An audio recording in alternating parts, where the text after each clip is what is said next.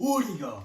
À cette journée de la fin, le Stade Rennais est bien parti pour décrocher son billet en Ligue des Champions. L'équipe entraînée par Bruno Genesio fait preuve d'une constance ainsi que d'une logique sportive claire qui l'a mené jusqu'à cette troisième place de Ligue 1. Les Bretons méritent le podium pour plusieurs raisons que l'on va voir ensemble. Mais avant ça, n'hésite pas à liker, partager et à t'abonner si le contenu te plaît. Cette saison, Rennes possède plusieurs points forts à son actif. Tout d'abord, sa maturité.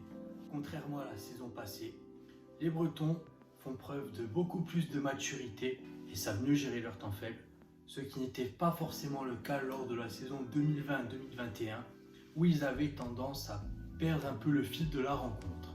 Aussi, les hommes de Bruno Genesio comportent plusieurs victoires face à des grosses équipes à leur actif. Le PSG lors de la phase allée, ou encore l'OL à 2 reprises, se sont cassés les dents. Ensuite, les Rennais dégagent une confiance en eux épatante et savent rester constants tout au long de la partie. Ce sont eux qui courent le plus en championnat avec 13 km par match en moyenne. Cette équipe a également quasiment tout le temps marqué en 2022, excepté contre le Paris Saint-Germain et le Racing Club de Lens, où les hommes de Bruno Genesio avaient perdu 1-0 lors de ces deux rencontres. Suit son attaque, qui est l'une des meilleures du championnat avec le Paris Saint-Germain. Les Bretons ont scoré à 66 reprises. Serhou Guirassy, Martin Terrier ou encore Gaëtan Laborde sont les hommes de ce renouveau offensif chez les Bretons. Cette ligne offensive offre plusieurs cartouches intéressantes.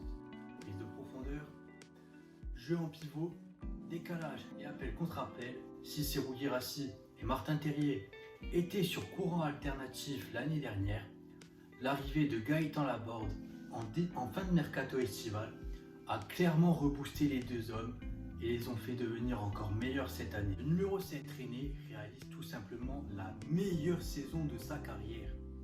Avec 18 buts en Ligue 1, Martin Terrier est devenu plus constant, plus efficace face au but et plus résistant au duel.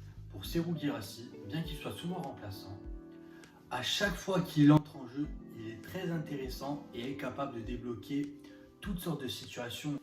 Le milieu et la défense bretonne méritent tout autant d'être évoqués, bien évidemment.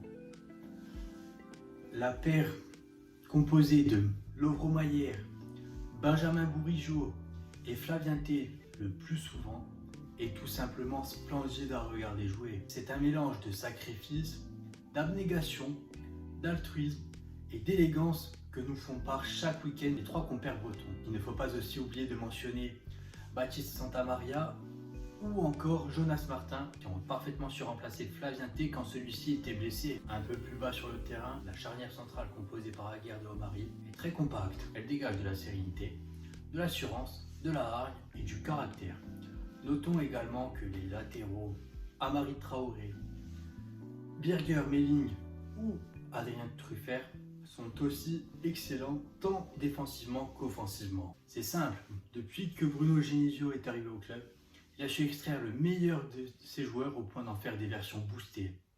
Si c'est en partie grâce au style offensif percutant prôné par l'ancien entraîneur de l'Olympique Lyonnais, c'est aussi grâce à Florian Maurice, le directeur technique du club, qui réalise un travail monstrueux au niveau du recrutement.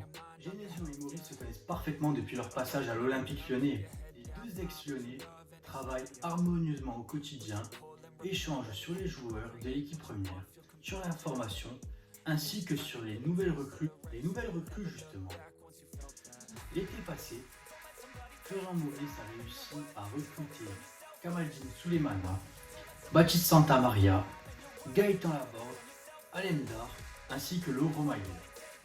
Pour une très bonne première saison en raison de nombreuses blessures et d'un déchet technique plus ou moins important, Mayer, Laborde et Santamaria sont clairement arrangés au rang des satisfactions. Laborde, Mayer et Santamaria apportent un gros volume de jeu, de la hargne et une combativité qu'on n'apercevait pas forcément la saison dernière. Bref, Bruno Genesio et Florian Maurice ont réussi à construire une équipe unie, solidaire et impériale. A noter également qu'aucun joueur de plus de 27 ans n'a rejoint l'effectif Depuis que Florian Maurice est directeur technique, si les deux anciens Lyonnais sont en charge de l'équipe première, ils n'oublient pas bien évidemment de garder un œil attentif sur les jeunes Rennais. Mieux, ils en incorporent même de très nombreux, tels Hugo Chopou, Assignon, Diouf, Truffert, Omari. Ces jeunes font plus ou moins partie de la rotation du Stade Rennais.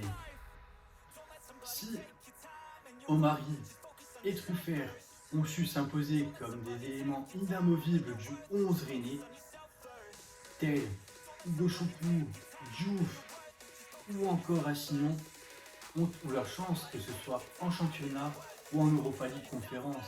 Et à chaque fois qu'ils sont rentrés, ils se sont quand même montrés plutôt performants depuis plusieurs saisons maintenant. Le Stade Rennais valorise son centre de formation qui a vu éclore Ousmane Dembélé ou encore Eduardo Camavinga.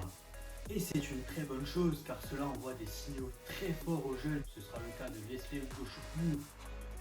Le jeune milieu de terrain, apparu à quelques reprises et plutôt bon lorsqu'il a joué, aura une plus grande possibilité de s'exprimer à partir de la saison prochaine. Un choix fort de la direction. Depuis la victoire des Rennais en Coupe de France en 2019, ils ont tout simplement changé de dimension et c'est tout pour aujourd'hui. J'espère que la vidéo t'a plu. Si c'est le cas, n'hésite pas à me le dire dans les commentaires. On se dit à très vite. Ciao!